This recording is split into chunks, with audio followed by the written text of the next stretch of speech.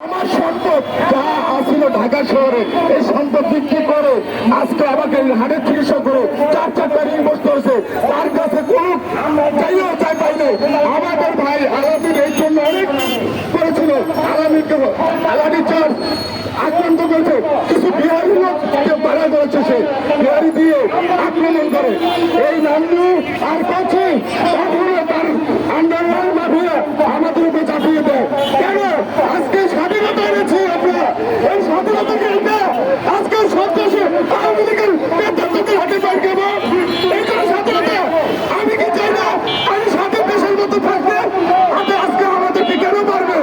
কেন আজকে আওয়ামী লীগ উপদেশে ঘুরবে, ঘুরে ঘুরে আমাদের সমিতির লোকগুলোকে মারবে? কি কারণে? আজকে নাঙ্গুর কিছু ভারতীয় গুন্ডা কেউ ডাক্তারা এখনো এলাকায় বাস করো, আর কর্ণফুলের জসিমের ভারতীয় গুন্ডারা আজকে আমাদেরকে হামলা চালায়। আপনাদের কাছে মিডিয়ার কাছে জানতে চাই, আপনারা মিডিয়া সব করেন, একটু করে দেখেন আজকে গরিব আমি আমার মতো অসহায় আজকে রাজপথে নেমেছি, সহ্যর বার হয়ে গেছে। আপনারা একটু দয়া করেন, আপনারা দয়া করলে আমাদের সব হবে।